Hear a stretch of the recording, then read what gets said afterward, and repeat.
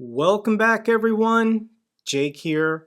Currently, we're on day 92 of Russia's disastrous invasion of Ukraine, and it's estimated that over 29,000 Russian soldiers have been killed so far.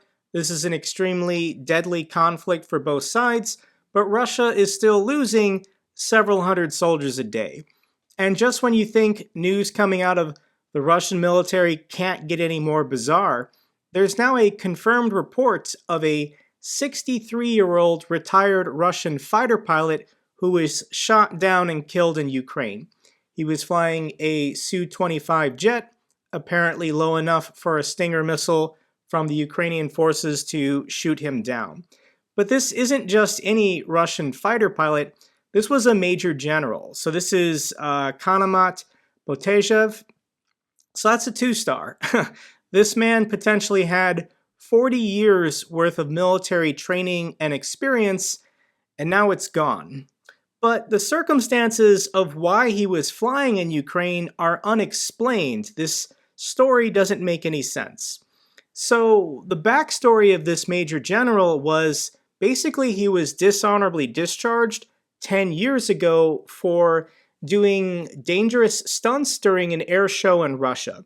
So he didn't get clearance, didn't get approval, didn't pass some kind of medical flight physical, took off on a plane, and then was doing stunts. The plane lost control. He and his co-pilot had to eject, and the plane was destroyed. Russia discharged him after that incident. This was a two-star general basically just cavaliering around. So here we are, 10 years later, and he gets shot down in Ukraine. So there's one of two possibilities. The first one is that the Russian military is so desperate for pilots, they recalled him 10 years after kicking him out. The other potential explanation is that he was working for a mercenary group. These are private contractors. So potentially, this is called the Wagner Group. It is unknown at the moment whether Botejev was flying with or without the approval of the Russian military, or whether he was flying on behalf of the Wagner Group or any other private military contractor. Either way, this is just a wild and crazy story. Once again, a man with decades worth of military training and experience is now gone forever.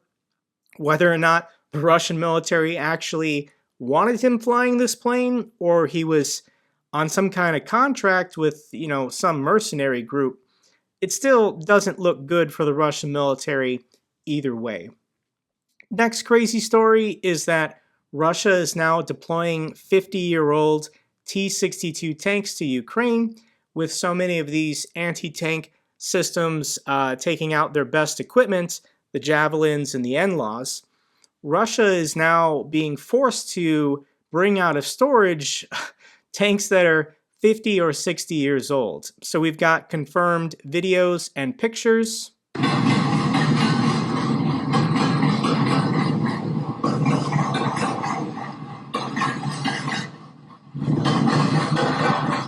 Now, it's unclear whether or not these tanks will actually be used by professional Russian military forces, or if they're going to be given to the Luhansk and the Donetsk, territorial fighters.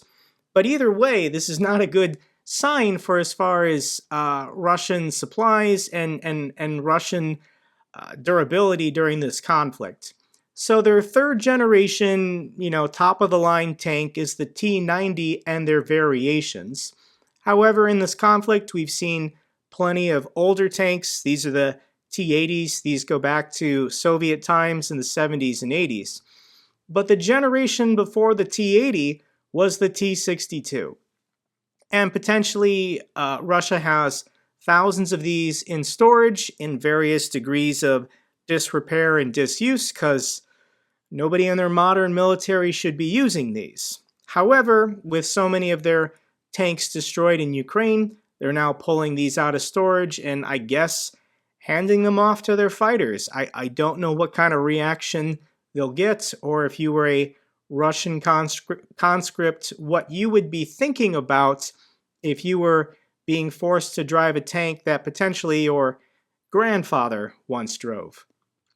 When we check in with the war map, I show this in every video, but potentially there's not really a lot to show because not a lot of movement is happening one direction or another.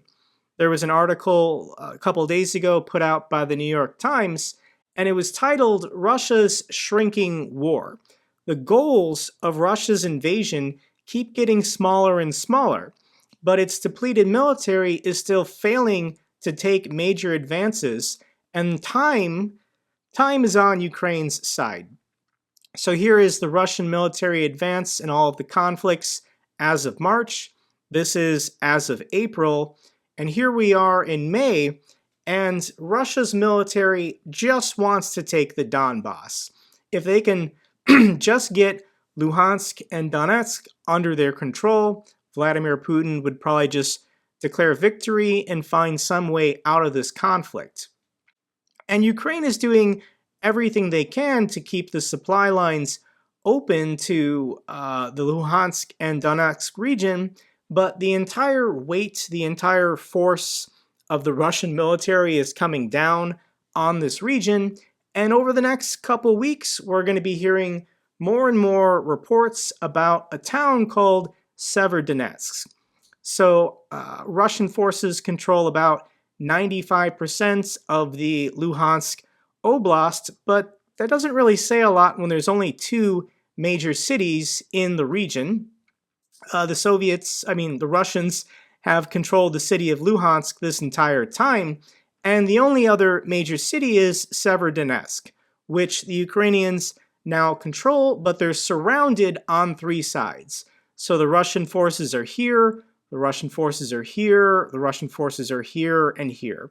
The city is completely surrounded, and the problem is, to their backside, they have a river, and Russia just blew up all the bridges.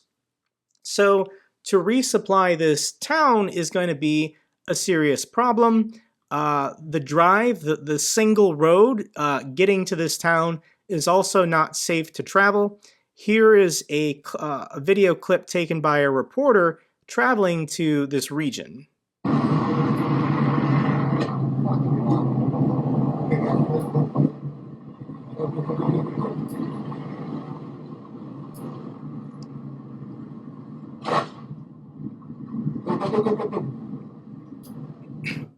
So it's an extremely deadly drive to make, even at the best of times. So resupplying this town is going to be a problem.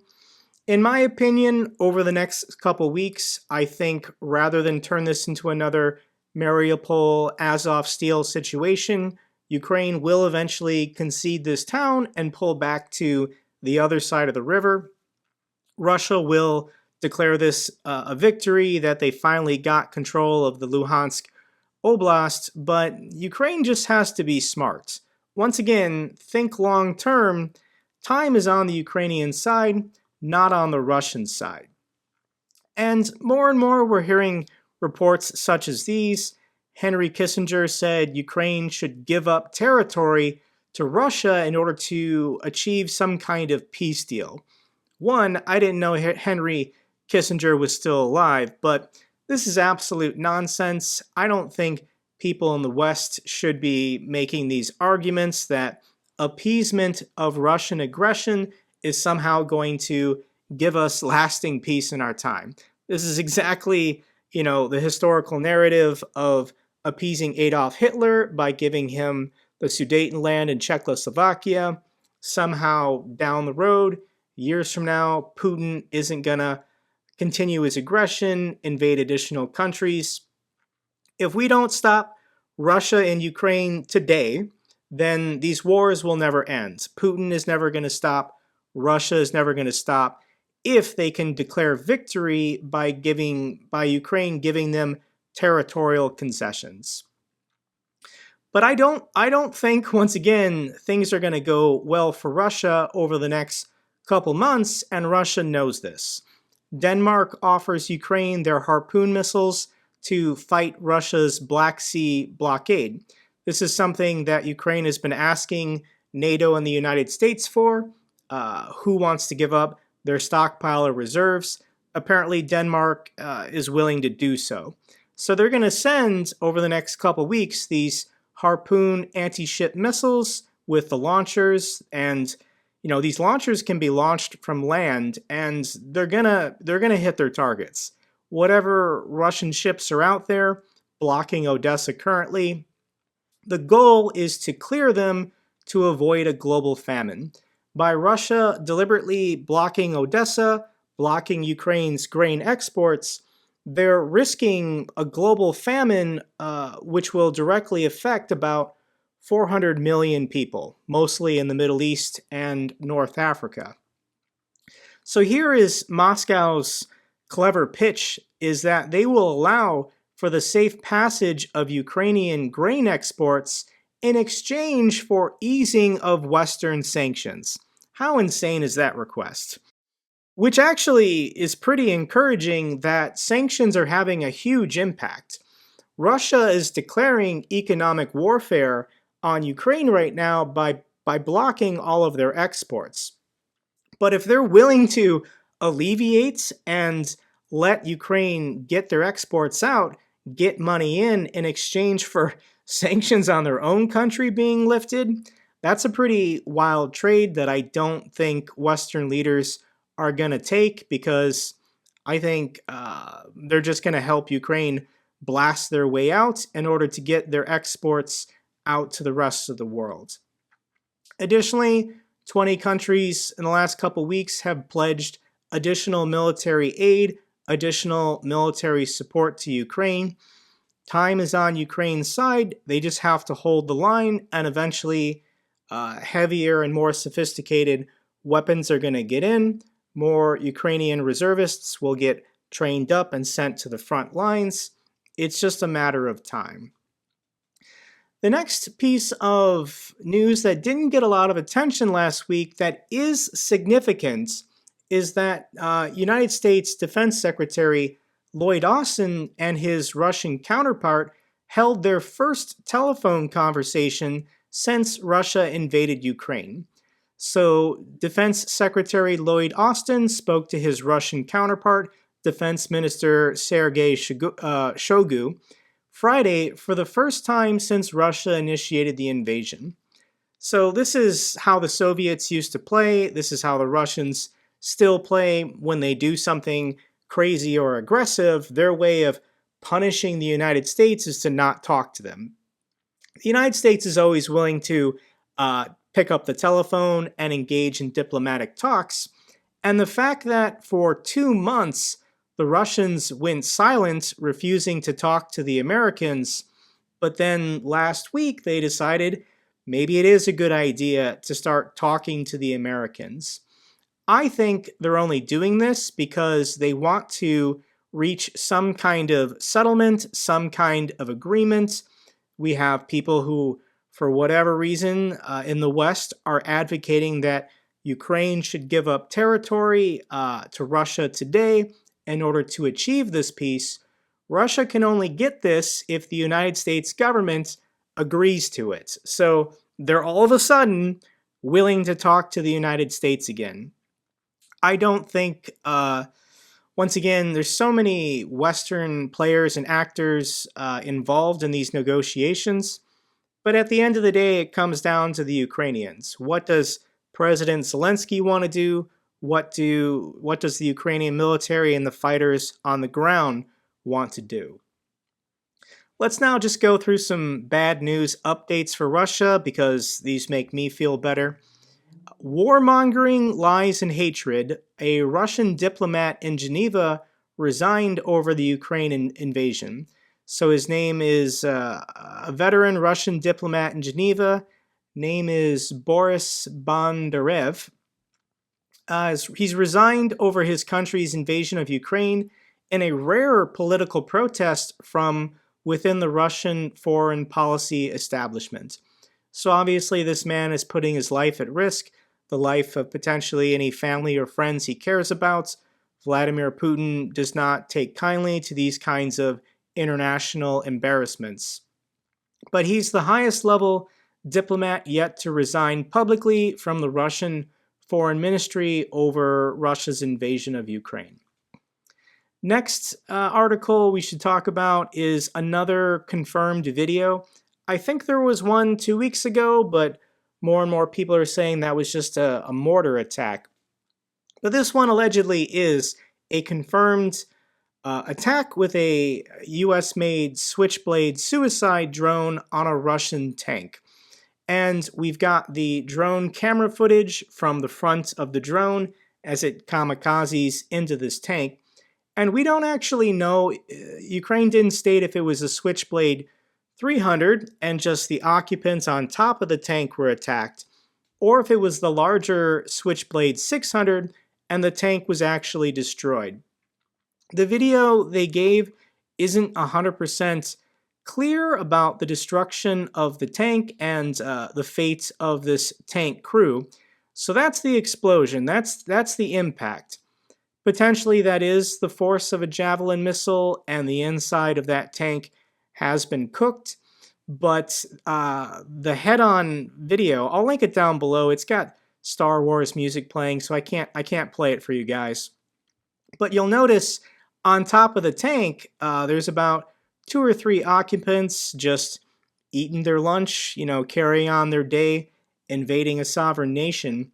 And this suicide drone comes straight at them. If it was the 300 that hit it, potentially these 3 Russian soldiers are no more. But if it's the 600, then this tank, its internals have been destroyed. Next video is in Mariupol. Whenever Russia, for example in Kherson, takes over a new territory, they immediately get control of the TV stations and the radio stations and start playing Russian propaganda to brainwash the local inhabitants. The problem with Mariupol, they control this town now, is Mariupol doesn't have electricity. So how do you force feed Russian propaganda to people who don't have electricity? And Russia's solution is to just have these TV trucks parked every couple blocks so that people can come outside and watch Russian propaganda.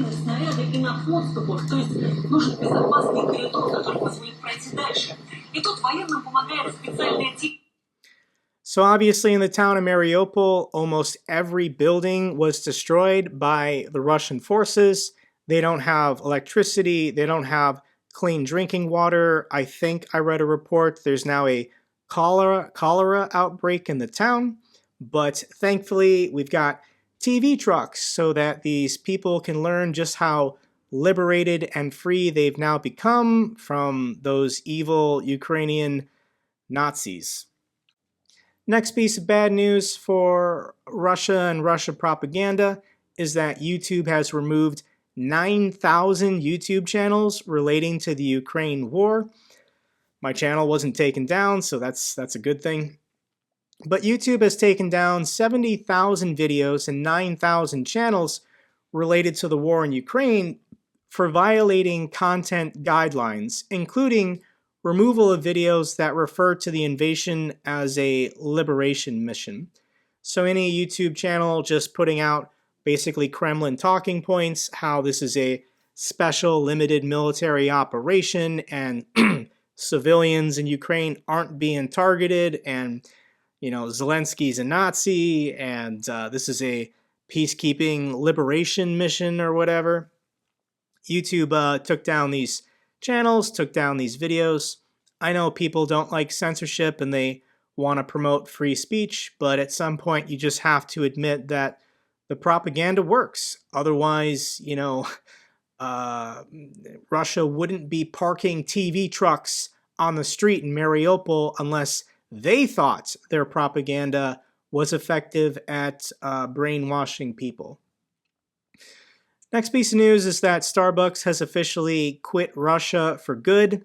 They're being kind to pay their workers 6 months worth of wages as a I'm sorry, but we're gone forever now. Lots of companies like McDonald's and Starbucks suspended their operations in hopes that within 2 or 3 months, this war would come to a conclusion and they could re-enter the country and begin operations again. This is Western corporations basically giving up on Russia. They're liquidating their assets, they're giving up their leases, they're letting all their employees go. They think that this war is going to go on for a while, and even if it were to end, sanctions would remain in place and it would still be very difficult to do business in Russia. So I think the longer term impacts, even if this war quickly came to an end, I don't think the average Russian knows exactly how hard it's going to be for them, as this Russia has become a pariah state in the international community. Think North Korea, but with a population 10 times as big. Let's now wrap up this video by highlighting a Ukrainian defender, a Ukrainian hero. His name is Roman, and if you want to show him some love, you can support him on TikTok. But he made this video that went somewhat viral, just kind of giving insights into what does the average Ukrainian fighter think about when Russia is trying to kill them, lobbing artillery at them. It's an inspiring video, and I'm just going to share it with you guys.